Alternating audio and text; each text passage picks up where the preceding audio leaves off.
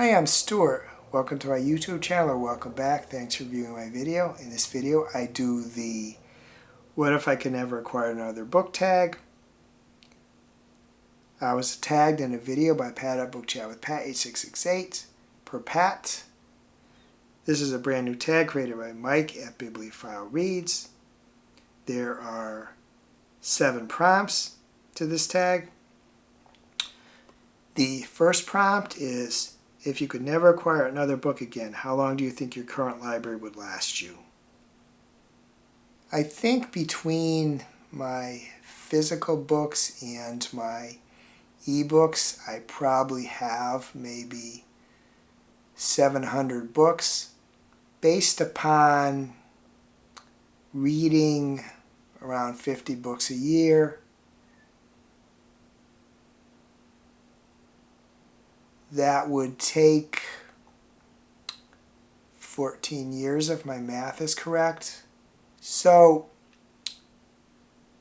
if not too long ago I looked up the average life expectancy for a white American man of my age, which is 67. It varied a little bit, but it was between 16 to 17 years. So if I was to read the 50 books a year, and my current goal is 52 books, so if I was to read 50 books a year, I would complete what I think is my approximate number of books that I have, with 2 or 3 years to spare. The second prompt is, what book do you own that you would first give attention to? I couldn't really pick a book. I got too many books. I don't like, I've learned TBRs don't work for me, so there's not an order of books that I am making it a goal to read. I mean, there's some books that I know I have I like to read, but I can't narrow it down to one. I'm very much a mood reader. I don't plan out my reading. I do belong to some book clubs, and I'm in and out of those, but other than that, I'm very much a mood reader. The third prompt is, what book would you regret not owning? I'm a person that likes to get stuff, likes to go to a bookstore and buy books or buy them online. And I like to read the books, but owning stuff is not as important to me. I've only come to this realization really recently, and I learned this when I was doing the KonMari process to declutter, that in that process what you do is you take all the items and you hold it in your hands and you decide whether it sparks joy in you. And a surprisingly small amount of the things I own spark joy in me. So I have realized that ownership doesn't matter that much to me. I can't think of any book that I would regret not owning. Generally, the books I keep are special editions and autographed copies. And I do like those, but there's not any particular one that stands out to me that it would gut me if I didn't have.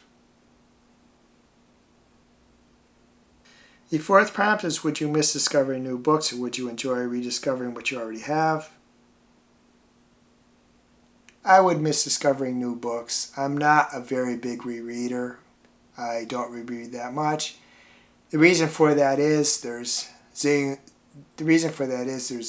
of books out there, and every reread is a new book I can't read. So I would much more miss discovering new books.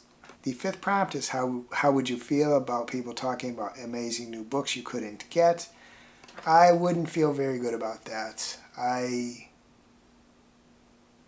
would want to get at least some of the amazing new books people are talking about. If I couldn't get them, I would be rather upset. I feel deprived.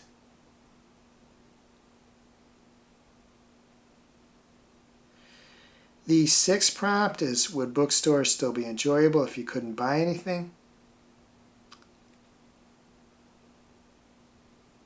No, they wouldn't. I'm very much a consumer. I like buying stuff.